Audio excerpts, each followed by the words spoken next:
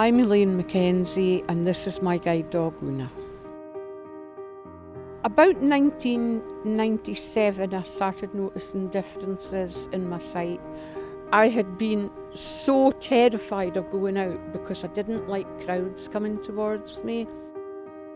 In 1999, when I applied to guide dogs, I was eventually matched with a white Labrador called Imogen. Everything changed once I had Imogen. I'd got my independence back. Una is my third guide dog. She is a very, very special girl.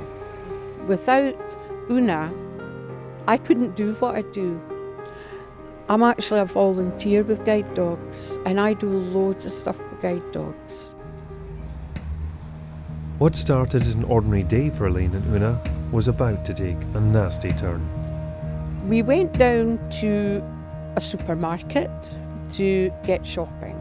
We'd actually gone through the checkout when this, I can only describe it as a thing, came hurtling towards us. It turned out to be a dog and it took bits out of Una. Una was actually screaming and it's something I don't want to hear again. It is horrible. Lying on the ground was this dog's muzzle in a pool of Una's blood.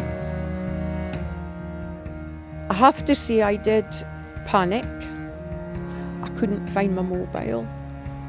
I asked a member of the public to please phone the police for me. Una was badly injured and was taken to the vet for immediate treatment. I'd got Una home from the vet and I was given advice. I only worked in my immediate local area, which meant I went round the block. Elaine felt imprisoned in her home, having to cancel appointments and travel plans, while Una recovered from her attack. It took a lot of love, a lot of patience, and a lot of support from guide dogs to actually keep Una working. Over an 18-month period, Guide Dogs Scotland recorded 36 attacks on guide dogs and puppies. That's a frightening figure. There's approximately 530 guide dog owners in Scotland currently, and there's also approximately another 110 other assistance dogs. Dog attacks an assistance dog, that impact is devastating and significant, both on the dog itself and on the owner. A permanent or temporary withdrawal can leave an owner feeling isolated, they're not able to get out, affects their independence, also can have significant impact on their confidence to go out and go about their business. The lifetime cost of a guide dog is around £50,000. If a dog attacks a guide dog, resulting in its removal from service, depending on which stage of training the dog is at, the cost can be between £16,000 and £84,000. Guide Dogs Scotland are a charity. They receive no government funding for guide dog service.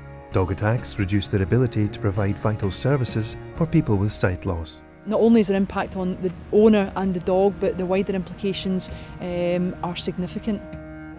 In May 2014, the Dangerous Dogs Act 1991 was amended as the law now recognised that the impact of an attack on assistance dogs are similar to that of a person.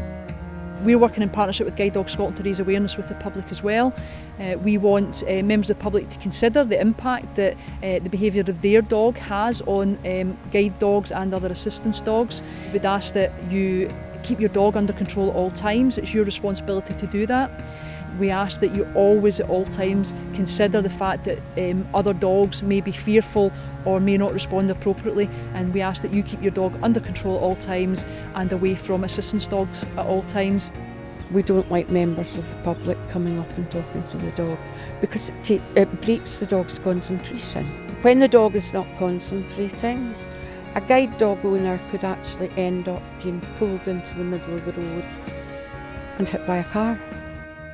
If you see an attack on an assistance dog, we would ask that you come forward and report that to the police. Or if you know of a dog who's not kept under control in your community area, we would ask that you inform your local authority dog warden. We feel that if everybody in communities takes responsibility for their actions in their own communities, then we can make communities safer places for guide dog owners to live and work.